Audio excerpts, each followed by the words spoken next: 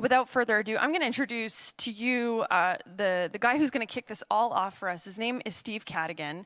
Steve has been in exactly your shoes before. When he joined LinkedIn, there was just a couple hundred people at LinkedIn. And he led the people function as the head of talent for LinkedIn until they went public, and there were 4,000 people by the time he left. So that was just a few years ago. He has spent 30 years leading talent functions internationally in the US and in Canada. He's spent many years working in Canada, though he's not officially Canadian, but he has Canadian children. The Silicon Valley looks at Steve Cadigan like he is a talent guru, and he's here to share his story and his insights with all of you. All right. Thank you. All right, mic check. We good? Good with the mic? All right, well, welcome to the land of unicorns, everybody. I'm glad Donald Trump let you all in the country while we're still worried about how we're going to get our wall constructed. I want to talk to you today a little bit about the landscape of talent. As you heard, I've been in this space for about 30 years. I had a chance to help grow an organization from a very small, well, relatively small organization into a real powerhouse. But also, I've had a chance to, in earlier roles, be in Canada. Hi, Victoria. I was in Vancouver for 4 years with a chip company there, one of the few tech companies, PMC Sierra. But I also spent time in Singapore, and a lot of my childhood I grew up in South Africa. We're at such an interesting time relative to thinking about people and talent in Silicon Valley. And I think it's great that you're here coming to Silicon Valley, because there is no greater pressure, I don't think, in any community, economic community, greater pressure to find great talent than there is right here. And it's forcing a lot of really interesting innovation and a lot of thought around how to recruit, how to retain, how to develop staff. And so I want to share with you some of the things that I'm seeing in the landscape right now that I think is driving some really interesting approaches to talent and building a talent agenda. And how also it's elevating in terms of what companies are thinking about more than ever before is the people strategy. And I'd like to begin by asking a very simple question, which hopefully is a rhetorical question, but what's the #1 driver of value creation in any organization? People, that's right, it's talent. So if that's true, if you actually believe that, and especially if you're in the knowledge business and you have an organization built around software developers, for example, if talent is the #1 driver of value creation, is that where you spend most of your time? Are the best systems in your company the systems that help you understand how to lock talent and how to unleash the best of it? Because most organizations I've ever been in say, oh yeah, people #1, oh we treat people great here, but it's the last thing in the executive staff meeting. It's the last thing that people are talking about. And it always gets bumped. And it's always like, oh, an afterthought. Is it the #1 thing that you think about and spend your time on? So as you think about today, and you're going to see an all-star lineup of people who are going to represent to you different ideas and approaches they're taking and how to help you think more strategically around your talent agenda, I guess the first place I want to start on this journey in thinking about talent solutions is, where does this sit in your priority? Like if you're really trying to unlock the value, the best that your employees can deliver, how much time are you really putting on that? Because most organizations, as I said, that I work for say, yeah, it's really important, but I've got a day job, I've got to actually create a product and I've got to sell a product. And the whole, people thing, yeah, of course that's a part of it, but we're really here to make money. So I'm going to present to you what I think is some pretty interesting things around the world of work and how it's impacting putting a talent strategy together today. None of this should be news to you. I mean, the world of work is changing. It's becoming 24/7. The pace of work is skyrocketing. The amount of information that people, employees are expected to consume is ridiculous. It's impossible. We're at a point of enormous friction, I think, among our employees right now. We're expecting so much from them, always to be on, always to be consuming more information than they ever have before. And it's putting a lot of stress, I think, on talent. And it's also putting stress on leadership on how do I communicate? Instead of tossing tons of information, what's important to communicate and how do we leverage the best that we can out of our employees in an environment that's very, very challenging and very stressful. The other thing is the future is more unclear than it's ever been before. How many of you believe in your 5-year plan right now? Like, oh yeah, we know what's going to happen. right? I mean, it used to be that you would spend months putting together a 3-year, 5-year, 10-year plan, and today I think it's kind of silly for us to expect that we know what's going to happen in 5 years. And the other thing I think that's really fascinating is that more companies are falling off the Fortune 500 than ever before, year over year. Companies are growing faster than ever before, and companies are dying faster than ever before.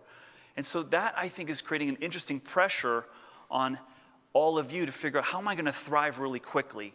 Because my window of opportunity may be shrunk faster than I would like it to be. And the cost, the barrier to entry for organizations to start a company is lower than it's ever been before. When I joined LinkedIn, we were 6 years old. We had about 400 employees. And I remember sitting in a staff meeting with the executive team, and we're like, if someone wanted to build this company today, they would require about 1/10 of the capital that we needed, because you don't need all the infrastructure, for example, that you needed before. So that's putting a lot of pressure on you to figure out, to find your sweet spot, to dig your moat, and to be able to be relevant and commercially successful really fast. So I think it creates this air of tension in an organization more than existed before. We're like, well, we're going to build this company to be a 100-year company. When you look at the #1 selling book all time of leadership and human resources, Built to Last, Collins and Porras' book, how many of you have sort of read this book or heard this book, right? Teach people how to fish, don't fish for them. Okay, I don't really know today that people are looking, when you found a company, we're going to build a 100-year company. I don't know if many of you are thinking that way, but I think fewer companies are thinking that way. I really feel like in today's environment, if I were to write this book today, I would probably say that the title should be Built to Win Right Now. Because I don't know what's going to happen in 5 years, let alone 10, 100. And when I think about people strategies, if I'm built to thrive right now, if things are really competitive, if my competition can come at me faster than ever before, how does that inform how much time I grow my people? How does that inform how much I should invest in developing them? How does that inform how I think about relating to an organization when we've really got to make this happen right now? What's the deal? What's the contract I have with people when we really don't know how certain the future is? And also, if we add on to this the reality that companies, organizations that do talent research like McKinsey have said, millennials in the next 5 years on average are going to spend about 1.8 years in an organization. I was in a conference a month ago, 400 CEOs from the Bay Area, and I asked a simple question. How many of you today have employees staying longer with you than they did last year? In a room of 400 CEOs in small, medium businesses in the Bay Area, 4 hands went up. And I think they probably just founded their company a year ago. So 4 out of 400 says we are already seeing a decline in tenure for the people in our organizations. So it's really interesting. If we also look at workforce trends, tenure is definitely declining. And in a market where we've got these creatures, do you have these up in Canada, these millennials? Do you have those? Okay, yeah. There's probably a few in here too. The #1 topic on people's minds when I speak around the world is, how do we deal with this new generation, which is more challenging and complex than generations that have entered the workforce before. But we're also seeing a really interesting trend here in the Bay Area, which is this contractor, temp, contingent workforce is growing and growing. In the US alone, in the last 5 years, we've had about 3 to 5 million people added into this universe. People that they're not looking for a full-time job. Millennials are not necessarily looking for a career anymore. I would argue they may be looking for an adventure or a project for a period of time. And I think that informs us to have to think differently about how we recruit and how we relate to employees than ever before.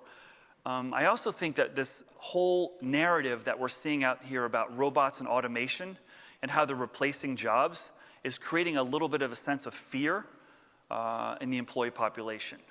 I don't know how many of you are in a business that's going to be leveraging robots and automation, but I think the story that I'm hearing more and more is that people are fearful of how technology is going to replace their work and how digital transformation is going to really change their relationship. Again, so I think there's a lot of pressure around what this notion is of a career, what that really means today, and what it means to have a job.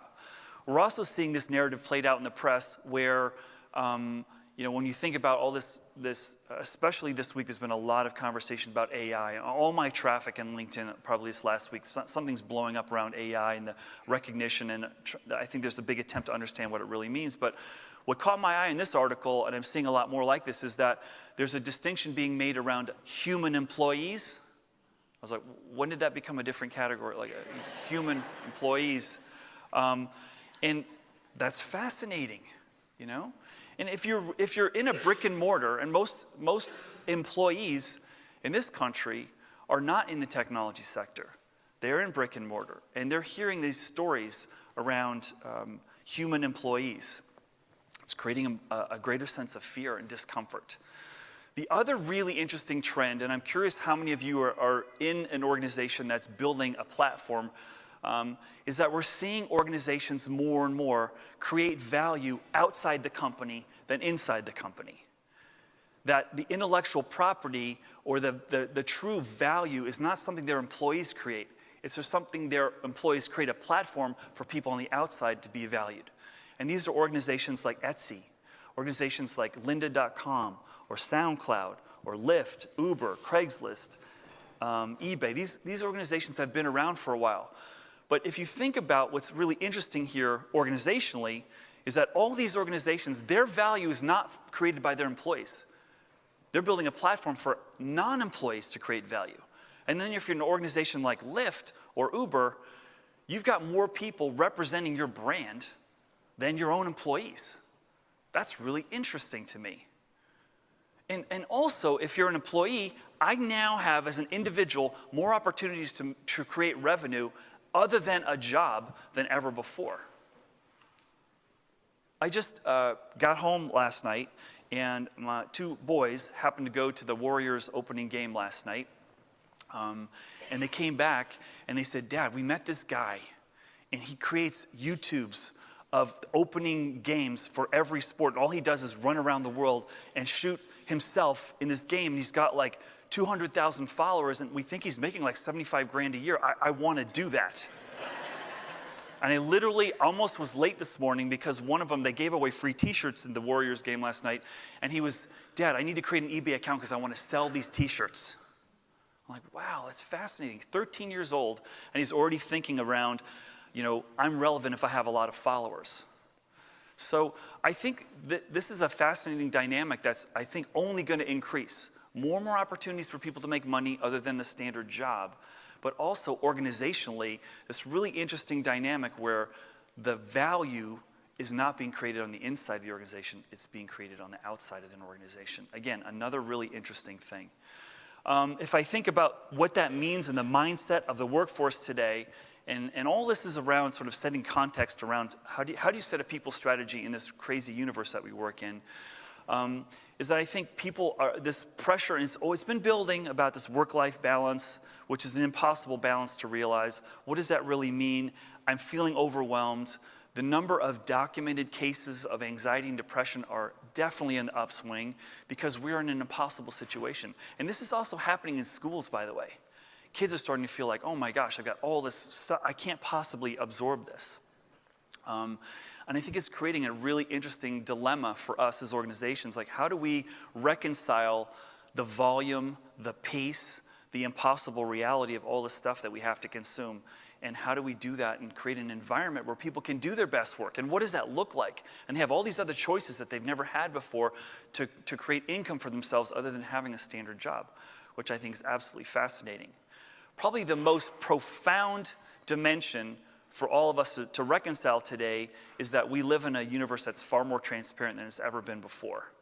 And you've seen all these platforms, Medium, LinkedIn, Glassdoor. How many of you, as a CEO, know your Glassdoor rating? How many of you check that at least once a week? Okay. How many of you in HR have a CEO that comes to you and says, "How come we don't have enough reviews for my Glassdoor rating to be relevant?" Yeah, okay, I had that at LinkedIn.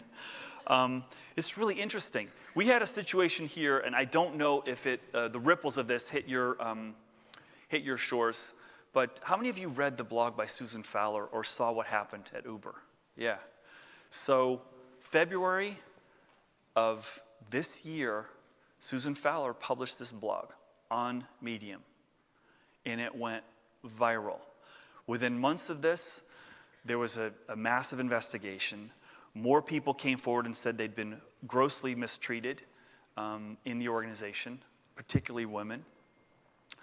We had terminations that followed. We had the former Attorney General of the United States hired to do an investigation. 20 terminations followed his report. We had a situation where, and this was one of my favorite ones, where Arianna Huffington, who's on the board, and another member of the board, who will remain unnamed, but you can easily find out who it is, sat in front of the company, like pretend you're the company. We're sitting up here giving you the results of the report. And Arianna Huffington says, you know what, one of the things I think we really need to think about is having more women on our board. And her colleague on the board, who was an investor and a venture capitalist, probably 60 plus, says, oh, we know how that's going to end up. We're only just going to be talking more if there's a lot of women on the board. Like, dramatically tone deaf. The next day, guess who's no longer on the board? That guy. Then Travis went on a medical leave or a family leave, and then he was removed as the CEO. From this blog right here, that organization was brought to its knees. It is in damage control, moonwalking, trying to repair its image right now. I don't know about you. When I saw what was going on there, I wasn't surprised because I knew HR people who'd gone in there and ran from the building screaming. That I knew that this was a dynamite that was about to explode. But this is fascinating to me. And there are more and more stories coming forward like this. This is a big narrative right now in Silicon Valley, is diversity, gender diversity, and the treatment of women. It's very, very powerful. And what I would say that, there's so many takeaways, I think, as leaders of organizations right now, but I think your employee has now become your public relations department because of this thing. Have you guys seen one of these before? Yeah. This turns your employees into your marketing department, into your public relations department. It's no longer just an employee. You can't spin what your culture's like, what your leadership's like, whether you're a good place to work or not. Your employees are telling that story. And so one of the lessons I want to leave with you this morning as you think about a talent strategy is you better be intentional about the experience of your employees more than ever before, because that's your recruiting budget. That's your retention budget, is how you're informing that. And you can't fake your way into that, I don't think. You can't, control the message anymore. And that's very, very powerful. And we're only going to see more and more situations like this. Okay, now I'm going to go for 15 minutes super fast through my LinkedIn adventure, because in this reality, which I think is not too different from how it's been sort of the last 4 or 5 years, I had an opportunity to join LinkedIn at a very early stage. Private company, 400 people, 6 years old, and I'm going to start as my boss in Canada used to say, Steve, you always got to tell the end of the story and then work your way backwards. So, okay, especially when you're dealing with CEOs. So here's the end of the story. In the time that I was at LinkedIn, 400 to 4,000, we went from 3 offices to 26 in 2 countries to 17 countries. We transformed an industry. Our share price went from about $3 to about 260. After I left, they were acquired by Microsoft on their 13th birthday for $26.2 billion. Phenomenal, insane. Like unlike any experience I've ever had in my life. The average tenure of my employees the entire time I was there was 9 months. Everything was about recruiting and everything was about onboarding. And I thought, having worked in big companies my whole life, this is going to be a cakewalk. I've seen every mistake that could be possibly made in corporate America and Canada and around the world. I'm going to avoid all that. We're going to build something special here. Except I forgot that I'd never built a company before. And I was the first human resource person to walk in the door when the company is 6 years old. So I think one of the interesting stories about this was, how do you build a company when you are recruiting all the time? Like literally, our leaders were spending more time recruiting than they were their day jobs. Arguably, their day job was recruiting. How do you double revenue every year when your employees are spending, so much time just getting in the door, trying to figure out where the restroom is? They always knew where the free food was because you just stand up at noon and follow the herd. But how do you avoid suffocating from your own success? Like real problems. And one of the ironies of growing LinkedIn at that time was the biggest pain point we had was recruiting, and that was also our biggest product line, which was really a huge challenge.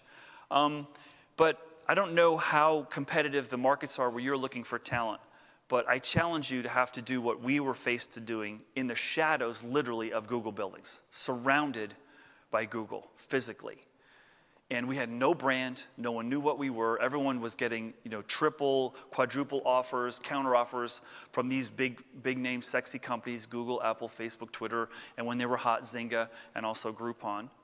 And we were trying to hire really fast because we weren't just worried about building our revenue. We were worried that someone was going to steal our business model. We were worried that Salesforce was going to take Chatter and extend that to all professionals.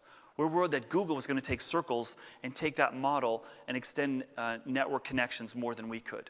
And we were worried Facebook was going to wake up and realize if they're a workbook, they could make a lot more money. And when you file an S1, and now you can do it confidentially, but at the time we filed our S1, you're basically giving the secret sauce of your business plan for the world to see. And we were monetizing about 7 times as much per member that Facebook was. And we were really worried when they saw that, they were going to flip their business model and go after more professionals than sort of the social world. So we tried everything. And if recruiting is your pain point, if you've thought about trying something, I can guarantee you we tried it at LinkedIn. I mean, sourcing parties, referral bonuses just for someone who had a pulse and had mentioned the word data science. We threw recruiters at it.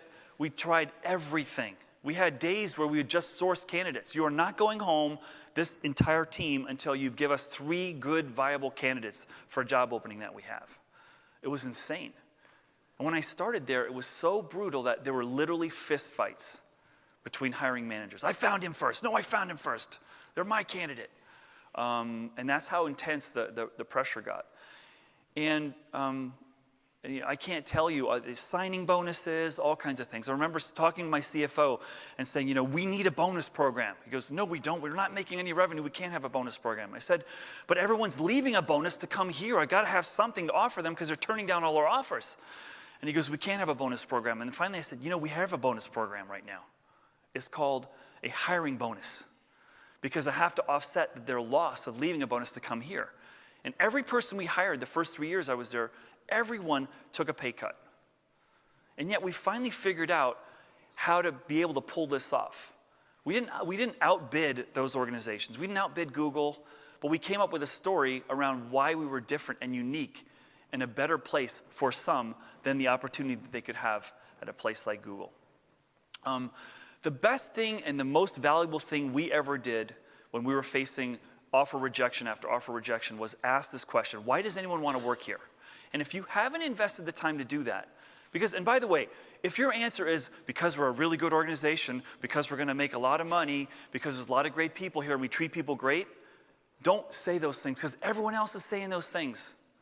What is different about your organization? You better know your assets, and you better be okay with the fact that not everyone's going to be okay working for you. That's all right. You want to make more money? You want to double your salary? You want to go to Google? That's okay. You could be engineer number 7,000 over there and buff the trophies of the engineers before you, or you can come over here and put your fingerprints on our code and be engineer number 17. I don't know. Do you want to help kids develop their short attention span capability and go over to Facebook? Or do you want to come over here to LinkedIn and help people find their dream job? I don't know. What do you want to do? You got to have your story, and you got to know how you differentiate. Are the Facebook people here yet? Uh-oh. Oh, they're closing out the conference. I tell you, when you are in battle and war, like Facebook was the enemy, and Google was the enemy. So imagine what you're feeling if you're in my shoes and your head of sales comes to you one day and says, Steve, we need you to help us close our first $1 million deal. I go, awesome, I'm all in. Who is it? It's Google. What? Yeah, we're going to sell a recruiting product over to Google. I was like, what? We're going to arm the enemy with our stuff to beat me in the war for recruiting? Yeah, isn't that great? I go, no, it's not great. Go sell it yourself. It's just crazy stuff. The other thing you should be really clear on is what assets do you have that differentiate you in the marketplace? Like, what's unique about you? What we figured out was we're solving something no one else is solving, helping people find their dream jobs, which is pretty awesome. It's pretty aspirational. And when we compared that with what other organizations around were offering, we could feel really good about that. And once we got clear around what our assets were and why you wanted to work here, we started to get more confident. And it helped us close people. And it helped us get really clear on that. And the defining moment for us was when we realized that the value proposition for an employee coming to our company was the same value proposition as our members. We're helping our members find their dream job. If you come to LinkedIn, we want this to be your dream job. And that was a defining moment because it captured our culture in 2 words: career transformation. We didn't need posters on the wall of honesty, integrity, humor, results. We didn't need all that stuff. It was career transformation. What's happening inside is all about career transformation. What's happening on the outside, what we deliver, is career transformation. And that did not cost us very much. And it looked like this. What it meant was we had to throw out this whole notion of career path and say, if you want to do something unique and different, we're going to try to offer that to you. So Michael and Wynn, just imagine for a second someone's in finance and they love what they do. Michael loved being in accounting, but all he talked about was the doggy diner he did on the weekends. So when we grew big enough and we needed a food program, we said, Michael, can you take over the food program? And he said, yes. And we said, okay, well, come up with a title for yourself. And he says, all right, I'm the food guy. And when we offered him to go from an accountant to be a food guy, tears. Tears. I'm going to skip through Brooke, who went from a sales function, sort of sales meeting event planner to our culture cultivator, and just finish with Catherine here. Catherine went from being in our business development organization to a really interesting role. And it happened in a really cool way. She was sitting in her cubicle and she overheard a conversation of the salespeople plotting the fact that we were going to start an office in Japan. And she approaches them and said, hey, I'm Catherine. I'd love to help you go, launch this new, LinkedIn office in Japan. And they go, great, Catherine, thanks so much. We're really okay right now. We'll let you know if we need your help. And she says, no, I'm serious. Like, I'm fluent in Japanese. And they said, really? She said, yeah, it's in my LinkedIn profile. And they're like, oh, okay. So like, whoopsie, missed that one. We made Catherine the acting country manager for Japan. And if you can't imagine the shockwaves that sent off among the women in our organization that were sending a woman to Japan to open our office, and she tweeted the shit out of that after we put her in that role. They all did. And these are just a few stories. I mean, once we realized that this was what we were about, this is helping people transform their careers. We were delivering on that promise. And everything about my people strategy was helping my managers and leaders think, how do I make the day-to-day experience a thrill for our employees? How do we make it so dynamic and so interesting that they really want to succeed? And so our tide began to shift. We started sending people on career bursts. Instead of having to be in your job for a couple of years, hey, why don't you go help us set up the Australia office for a few weeks? We started to bring in outside speakers, focused on inspiration. We created a day a month where people could do whatever they wanted to do. But the big moment for us was that we said, this is going to be the best job you ever had, and as your boss, wherever you want to go, I'm going to help you get there. Whether you're here a year, a day, 6 months, 5 years, I'm going to help you get wherever it is you want to get to. Because if you're not satisfied in your job in Silicon Valley, you can walk across the street and double your pay. I did it twice in my career. Not double my pay, unfortunately, but I did walk across the street for a big salary increase. You can do that. So we can't afford here to be sort of like just an average, well, you're lucky to have a job. I've worked for places like that. It doesn't work here. It's not going to work anymore. People have more choice. So what's your differentiator in your organization? How do you distinguish yourself, and are you really clear about that? We measured our recruiting success every Friday by how many Google bikes were in our parking lot. How many people came over for lunch? That was like one of the metrics that we used. And then at one point in 2012, when the tide shifted and we had hired about 700 people over the course of 6 months, and our revenue had still increased, Morgan Stanley says we're raising our outlook on LinkedIn, and our shares went up. And I literally think my recruiters rose about 3 inches that day. One of the favorite moments of my career was this all went down right around performance review time. And try as hard as I could to destroy the entire annual performance review process, and still like a mission in my life, because I think it's just the biggest turd that we all have to deal with, and there's so many better ways of dealing with it. I walked in to my boss's office, and he's like, Steve, I noticed you didn't use the online tool to do your performance appraisal. I said, well, the online tool that you hate and you don't want to use either, Jeff? He said, yeah, that one. He said, well, we've got 45 minutes, so I just want to have a discussion with you. And he says, all right, what do you want to say? I took a copy of this article, I slid it across the table, and I said, that's my performance review. And he had this Cheshire cat smile. I was like, well played, thank you. And he says, I got 40 minutes back in my schedule, have a good day. But this was a result of an enormous focus on recruiting as an organization and on building a great company around talent. The number one operating priority was building a world-class team. After that, it was making great products. After that, it was revenue. And after that, it was sort of global expansion. But it was building the team that was number one. And that was something the entire executive team shared. It wasn't because I beat the crap out of our CEO. We have to have a talent strategy. We realized if we didn't have great people, we were going to die. It was out of necessity. We had to make it critical. And I would argue today, if you really want the best people, we weren't just trying to hire people. Trust me, we were trying to hire the best people in the world. If you really want to do that, it has to be more than sort of like that add-on, agenda thing. It's something we reported to the whole company every other week in our company all-hands meeting. How are we doing on our recruiting stats? What's the funnel? What's the conversion rate? What's the referral volume? What's the quality referral volume? And so forth. So super important. So if I think about recruiting today, it's not about hunting. Your recruiting is really the day-to-day experiences of the experiences you deliver for your employees. And that's how I would shift your thinking around that. It's about being the place great talent wants to be. We wound up winning the war for talent in Silicon Valley. I mean, I can't say that we crushed everybody, but we won our fair share against adversaries that were way overpaying, had sexier brands, had Lady Gaga coming over for lunch, and Michael Jordan shooting hoops with the engineers. We beat those people more than we lost because we got real focused on this is the most important thing that we could possibly be doing in our company. And so in a transparent world, your culture is the key to this. And when I say that, it's not, please don't go back and write a bunch of posters or have a meeting around what's our culture. Like, you know what your culture is. Like, how are you leveraging that? And how are you using that as a real magnet to get the best people you possibly can? See your employee differently than an expense item. They are your public relations department. And especially in a transparent world, they're going to serve up, and you want them to serve a great experiences. So I will tell you sort of the last slide here, and then I'd like to open it up for questions. I mean, really, if I look at the universe today, this is all about culture. The biggest thing I see organizations doing today that's different from years past is we're listening more. Companies are developing listening strategies. There's about 16 or 18 new companies that have been founded in the last 2 years who have a product that allows you to pulse people. Managers can pulse people. Give me input. What can work better?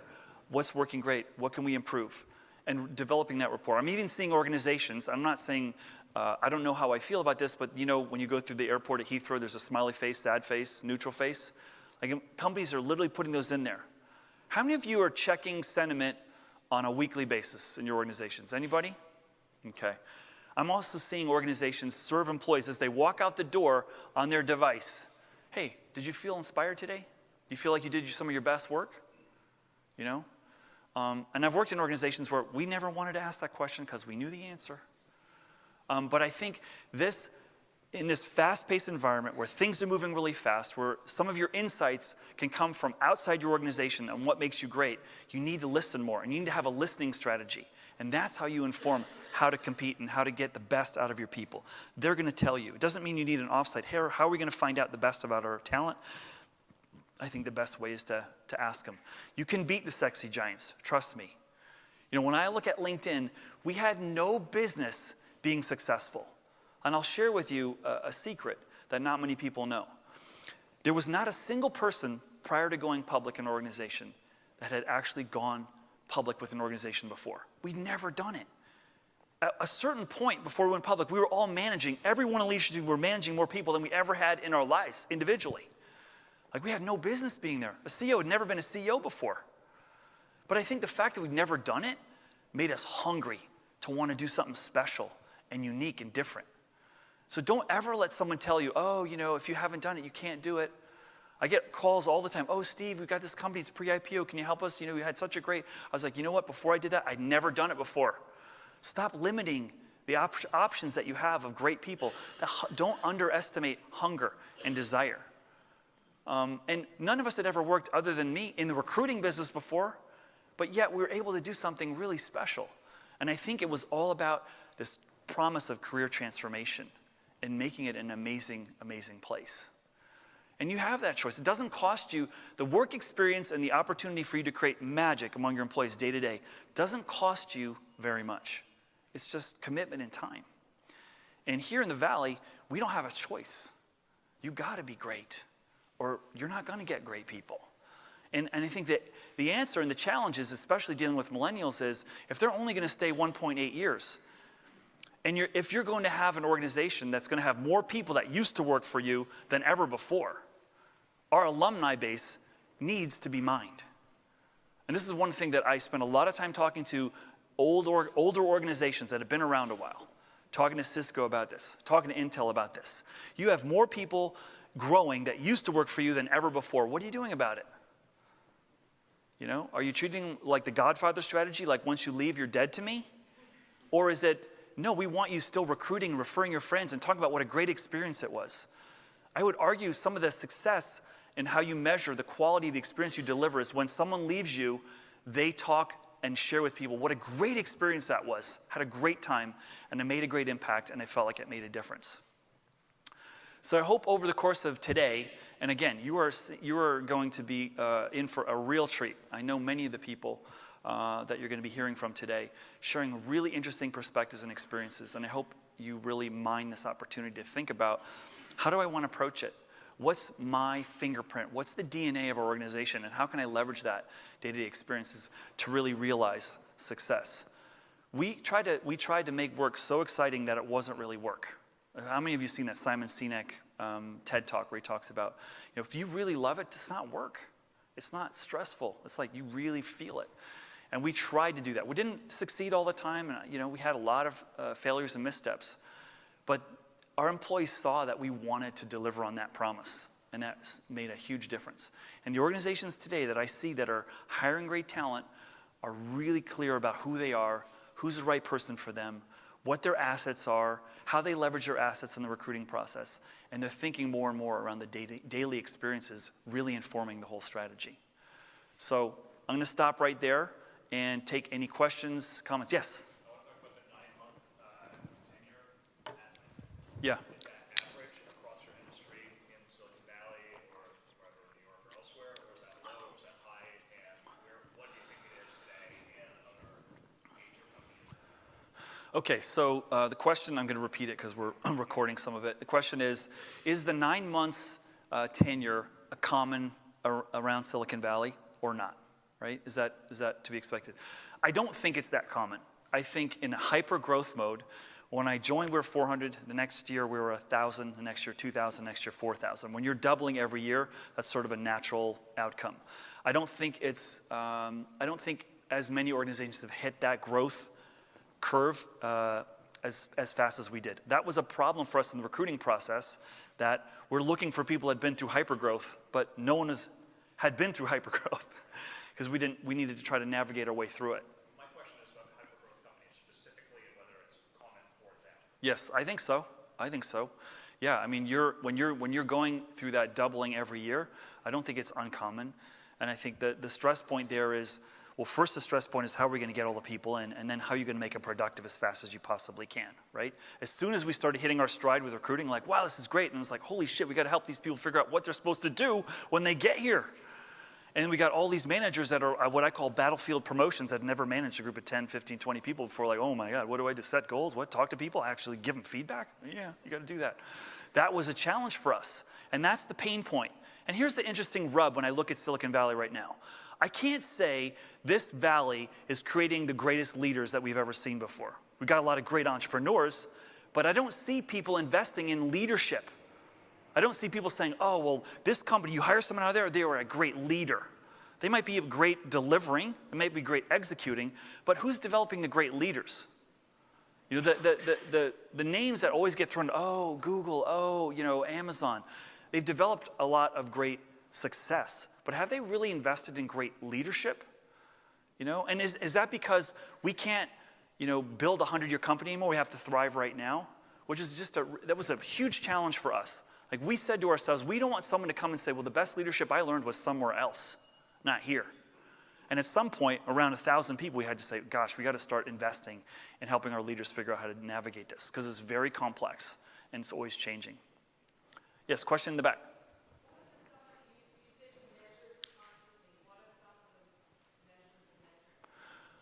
All right, so the most important muscle in our organization the entire time, the question is, what did we measure? And what were some of the measurements? The most important deliverable for us as an organization the entire time I was there was recruiting efficiency. We broke the recruiting process down into 300 steps, and we measured those. We measured, why did it take, how many interviews were rescheduled on average? Why were they rescheduled, and who rescheduled them? Was it the candidate? Was it this hiring manager? Was it HR? Why were they rescheduled? Why was it 7 days from offer acceptance to start date? Or why was it 20 days? Or why did it go from like 15 days from we want to make an offer to we actually got them the offer? Why is that happening? And then we started measuring what the recruiters were actually telling candidates about the business, and we found we're all over the place. So we created a recruiting boot camp. 300 steps on so many different features around. I didn't know there were 300 steps in recruiting. I'd been recruiting my whole life. But when you're in pain, if you can't measure it, you can't fix it. That was one of the things we did. The other thing we did was every 6 months, we did a confidential employee pulse survey. We used the standard Gallup 12 questions, but on top of that, we added a few more which were very informative to us. One was employee net promoter score. Would you recommend LinkedIn as a place of employment? And the entire time I was there, those of you familiar with Net Promoter Score, like anything over a 0 is good. And when you're in 70, it's amazing. It's world class. And when you have a negative, it's like, okay, there could be some issues for improvement. We were 52 to 56 the whole time I was there. But when we had department at -20, that was a smoke signal. So one time we had an engineering team, -20. So CEO's freaking out. Oh my God, what's going on? This is our critical engineering team. So we go down, we meet with the engineers like, hey, your employee net promoter score is like 70 points off the corporate average here. Like, what's going on down here? And so one of the engineers, this was a classic moment. We got a lot of humor out of this. He says, well, the question is, would we recommend anyone to work here? And we don't know anyone qualified to work here. So no, we wouldn't recommend anyone. Like, no, that's not what we're asking. Thank you for being technically explicit around the question, engineer. Would you, if you knew? Oh yeah, we definitely would if we knew. Okay, thank you. So, but I will tell you, every time we had a significant deviation other than that example, we had a manager problem in that group. Something was off. Something wasn't, the experience wasn't right. Then the other question we asked, and this one we had to use text analysis to really mine it, was, are you as productive as you can be? You want to piss someone off? Put them in an environment where they're not as productive as they can be. Frustrate them. And over time, they tell you stuff and you don't do anything about it. It's just like a burr that just grows into a huge, massive problem.